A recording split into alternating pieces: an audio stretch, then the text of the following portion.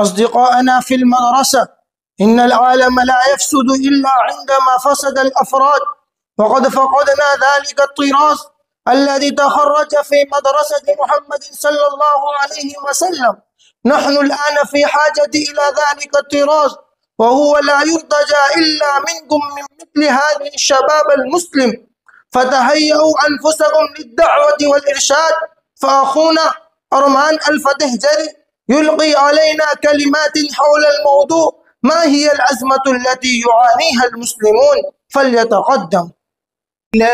الحمد لله الذي جعل حبه أشرف المقاصد وأعظم المواهب، وأشهد أن لا إله إلا الله وحده لا شريك له المنزه عن النقائص والمعائب، وأشهد أن سيدنا ونبينا محمدا عبده ورسوله الداعي إلى الهدى والنور وطهارة النفس من المثالب. وبعد، حضرة رئيس الاحتفال المؤقر وزملائي في الدروس وإخواني في الله وأساتذة الأعزة، إني أشتاق أن أخطب أمامكم حول موضوع: ما هي الأزمة التي يعانيها المسلمون؟ أيها الإخوة، عن أي شيء أتحدث؟ إن الأحاديث كثيرة والشجون كثيرة، وإذا كثرت الأحاديث والمعاني تحير الإنسان، ولكن سأحدثكم عن شيء أؤمن به وأعتقده، ولن أحاول أن أشبع رغبتكم أو أن أرضى أسماعكم، بل حسبي أن أرضى نفسي وضميري وإيماني. فإذا أرضيت ضميري أكون قد أرضيتكم. لن أحدثكم حديثا علميا ولا تاريخيا، فقد اتخمنا بهذه الأحاديث، وفيكم من يملأكم علوما ومعاني وخطابات. أنتم تسمعون الناس يتحدثون عن الأزمات والمشكلات، وهذا العصر هو عصر الأزمات والمشكلات. يتحدثون عن أزمات اقتصادية وأزمات سياسية، يتحدثون عن أزمات الحكومة وأزمات الاجتماع، ولكني أعتقد أن هناك أزمة واحدة لا ثانية لها، هي أزمة الإيمان وأزمة الأخلاق. سيحوا في الأرض وشاهدوا الأمم والشعوب، فإنكم سترون أن هذه الإنسانية بمختلف الشعوب والأقطار في أنحاء العالم تعاني أزمة واحدة، هي أزمة الإيمان والأخلاق، وهي كارثة الكوارث، وهي مصيبة المصائب.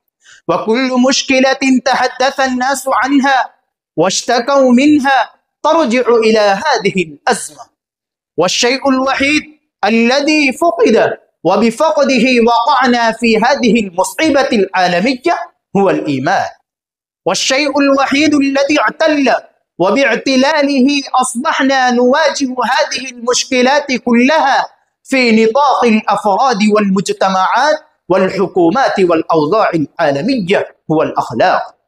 وإني أرى رجالا في البلاد العربية والإسلامية وغيرها يبدون كبارا في العقل والتفكير والتجربة، ولكني أستغرب أن تفكيرهم قاصر غير ناضج.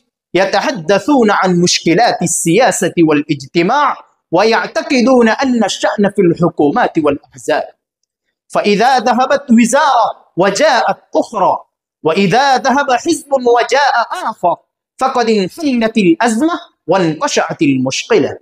إن هذا حكم خاطئ ومستعجل ومبني على قصر النظر، فإذا جاء الحزب الفلاني واجهنا نفس المشكلة، بل ما هو أكبر منها، وكثيرا ما نواجه مشكلات جديدة أخرى، ثم نجرب حزبا آخر فإذا هو شر من الأول.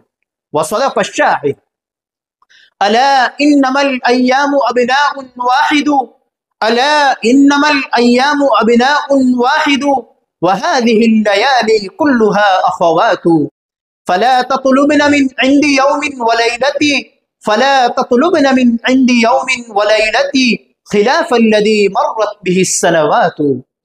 إلى متى تجري هذه التجارب على الإنسان المسكين؟ وإلى متى نفحص ونشرح ثم نرجع من غير طائل؟ فلا تخدعوا أنفسكم بل الأزمة أزمة رجال.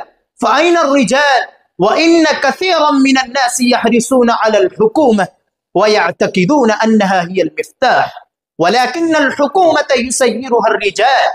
فأنتم هيئوا نفوسكم لمعركة المستقبل، معركة الأخلاق والإخلاص والتضحية.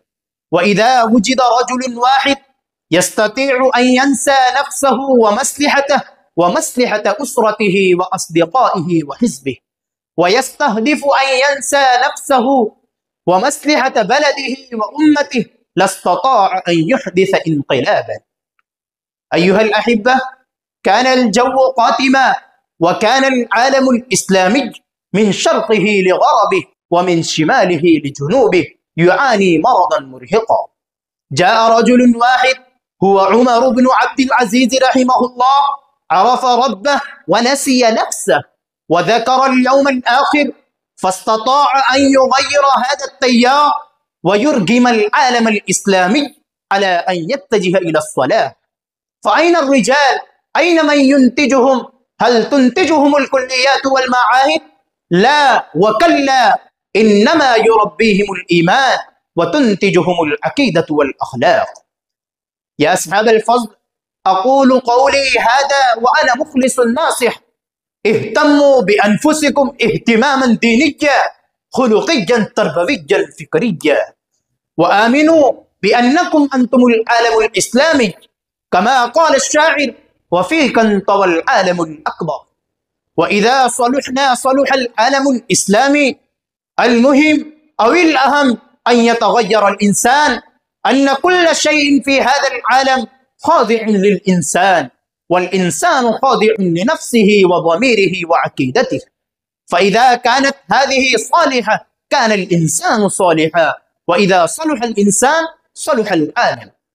ألا إن في الجسد مضغة، إذا صلحت صلح الجسد كله، وإذا فسدت فسد الجسد كله، ألا وهي القلب.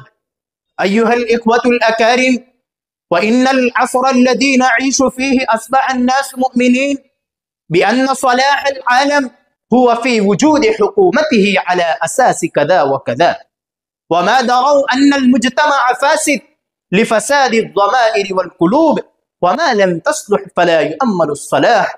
أكتفي بهذه الكلمات. ما شاء الله، بخطبة هذا الخطيب تتأثر قلوب السامعين، بارك الله في جهده.